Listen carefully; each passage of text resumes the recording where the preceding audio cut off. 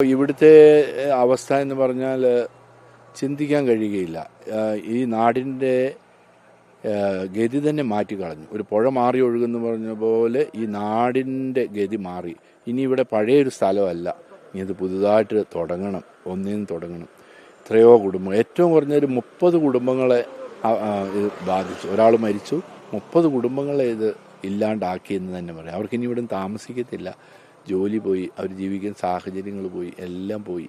അങ്ങനെ എല്ലാം നഷ്ടപ്പെട്ട, പ്രതീക്ഷ നഷ്ടപ്പെട്ട ഒരു ജനത പോലെ നിൽക്കുക അവർ. പക്ഷേ ദൈവം കൂടെയുണ്ടെന്നുള്ള ഒരു ചിന്ത, ഒരു ധൈര്യം അവർ അത് പങ്കുവെക്കുന്നുണ്ട്.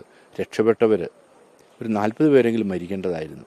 ആ മരിക്കാതെ രക്ഷപ്പെട്ടതിന് കാരണം അവർ നിന്നിരുന്ന വീടിന് 2 സൈഡിൽ കൂടെയാണ് വെള്ളം പോയത്. അതിൽ ഇപ്പം ഞാനൊരു അമ്മച്ചിയെ കണ്ടപ്പോൾ, അമ്മച്ചി പരിശുദ്ധ അമ്മയാണ് ഞങ്ങളെ രക്ഷിച്ചത്.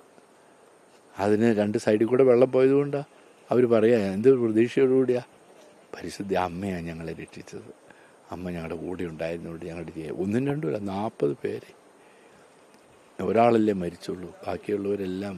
അല്ലെങ്കിൽ അവരങ്ങനെ മാറാതിരിക്കുകയോ, വെള്ളം അങ്ങോട്ട് വരാമായിരുന്നു. അപ്പോൾ അത് ഒറ്റ തുരുത്ത് പോലെ നിൽക്കുക, വെള്ളം അതിൻ്റെ മുകളിലേക്ക് വരാമായിരുന്നു. ദൈവം അങ്ങനെ കാത്തുരക്ഷിച്ചു എന്നുള്ള പ്രതീക്ഷയാണ്. ഈ അവസരത്തിൽ ആവശ്യമായിട്ടുള്ളത് അവരെ അധിവസിപ്പിക്കണം. ഞങ്ങൾ കൂടെയുണ്ടെന്ന് അവരെ ബോധ്യപ്പെടുത്തണം. അവർക്ക് ആരുമില്ലെന്നുള്ള ചിന്തയുണ്ടാകുക. അതുകൊണ്ട് എല്ലാവരുടെയും സഹായം വേണം, പ്രാർത്ഥന വേണം, സാമ്പത്തികമായിട്ട് സഹായിക്കണം.